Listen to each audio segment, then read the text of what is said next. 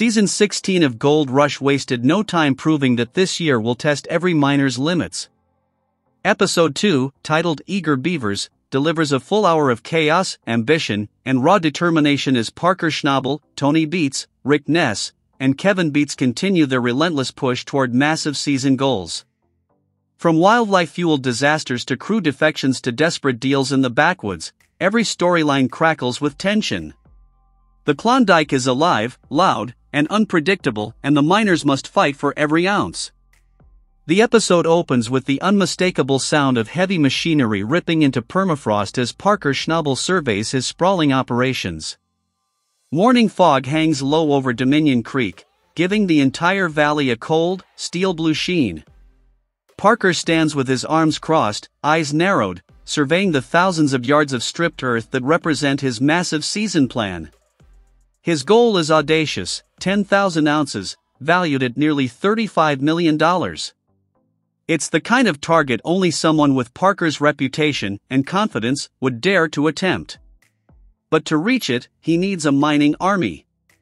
After losing Brennan Ruault to Parker in the season premiere, Kevin Beets suffers another blow when Caden Foot voices growing frustrations about the constant troubles at Scribner Creek. Wet pay, jamming conveyors, endless shutdowns, Caden has reached his breaking point. Parker quietly invites him to talk. The scene plays out like a high-stakes negotiation. The wind rattles the side of the shop as Parker leans forward and tells Caden he doesn't just want him, he needs him. Caden, tired and mud-stained, doesn't take long to make the biggest decision of his season. In my eyes, he is the king of the Klondike, Caden admits. With that, Parker secures his second major crew acquisition in just 2 weeks, strengthening his empire while weakening his competition. Caden's first day is a mud-soaked disaster. Assigned to help bring the Golden Mile back to life, Caden hops into his excavator to dig up the access road and install culverts required for the water filtration system.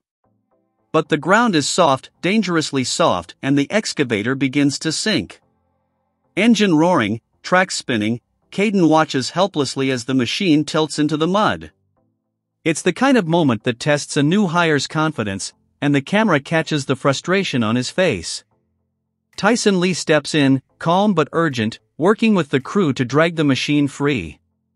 It's a messy, heavy, back-breaking recovery, but they manage to get Caden moving again. While Caden wrestles with the access road, Tyson is the one carrying the true pressure of Parker's season. He's responsible for 2 massive cuts, the bridge cut and the Golden Mile, each with millions of dollars of gold buried beneath them. Dust swirls around him as he receives a radio call that makes his shoulders drop. Bob is down at the bridge cut. Without hesitation, he abandons Sluicifer prep and races across the site, trucks roaring behind him. He finds the culprit, a fried converter, and decides to bypass generator repairs altogether by installing a backup system. The sun is already dipping low, but Tyson works through fading light, determined not to lose another minute. By the time both plants are online, the crew looks exhausted but hopeful. Their weigh-in tent glows warmly against the darkening sky. Bob delivers 161.80 ounces. Sluicifer adds 112.01 ounces. Nearly $1 million in gold sits glittering under the lights. A stunning result, but Parker simply nods and says, "Still a long way to go." His eyes are already on plant number 3. At Indian River, morning sunlight sparkles off the water as Tony Beets rumbles toward Cousin Mike's operation in his massive pickup. He already has 417 ounces in the bank, an extraordinary season start, but he expects perfection, and today he wants answers. An unexpected enemy, a beaver.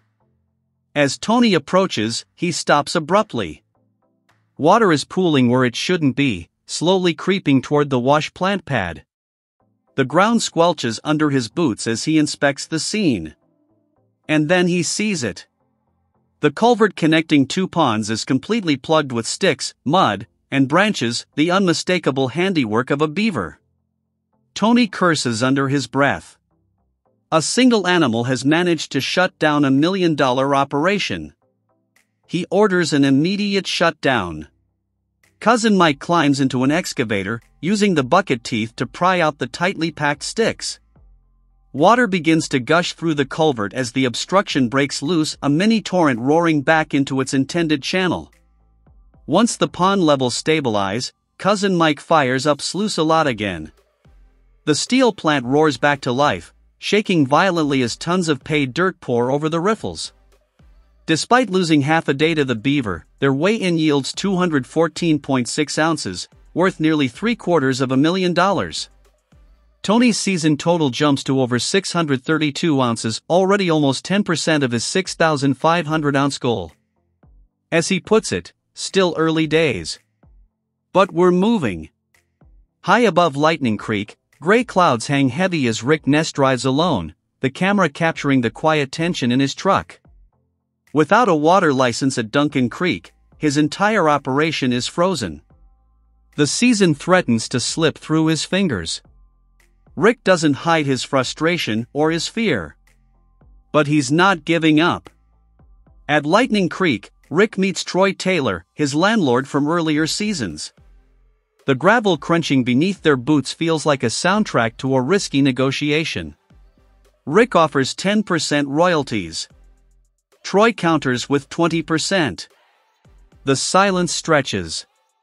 Finally, they settle at 15%, but Troy adds a non-negotiable requirement: Rick must produce at least 100 ounces or the deal is off. For Rick, the stakes couldn't be higher. It's $350,000 worth of gold, a mountain he has to climb with a skeleton crew.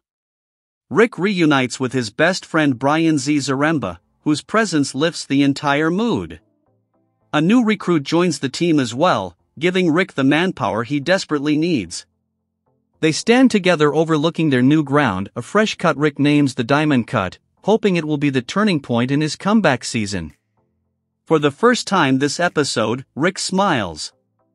And it feels earned. Kevin Beets, a young boss fighting to keep it together. Fog rolls low over Scribner Creek as Kevin Beets walks the length of his operation with a radio in one hand and exhaustion in his eyes. With a target of 2,000 ounces, he's under enormous pressure and the season is already testing him. Wet pay, jamming equipment, and crew uncertainty. His decision to run wet pay has consequences. Mud sticks to the conveyor belt. Rocks clog the feeder. The wash plant groans loudly before Kevin shuts everything down again. Caden's earlier criticisms echo loudly now, and with his departure to Parker, Kevin's crew is stretched thin. He rolls up his sleeves, literally, and jumps in to help unclog the plant. Steam rises as they blast the mud with high-pressure hot water. It's slow. It's messy. And it's incredibly frustrating. But it works. A modest weigh-in, but a needed win. After an exhausting week, Kevin and Faith gather with the Beets family for weigh-in. The gold tray glitters under the shop lights as the scale settles on 48.46 ounces, worth $170,000. Combined with their earlier total, they finally break the 100-ounce mark. It's not spectacular, but it's progress, and for Kevin, progress is something he's desperate to hold on to. Faith smiles, hopeful. Kevin nods, determined. Their challenge now is simple but daunting: keep the crew together. Eager Beavers perfectly captures the heart of Gold Rush: massive goals, unpredictable setbacks, and miners who refuse to quit. Parker is building an empire, and he's willing to raid other crews to do it. Tony is crushing early season numbers even as wildlife sabotages his operation. Rick is clawing his way back from disaster with nothing but grit and a risky deal. Kevin is trying to hold a shaky operation together while rivals siphon talent from under him. If episode 2 is any indication, season 16 will be a battle of endurance, strategy, and sheer willpower. And every miner knows one truth. Gold doesn't care how hard you work, it only rewards those who keep fighting.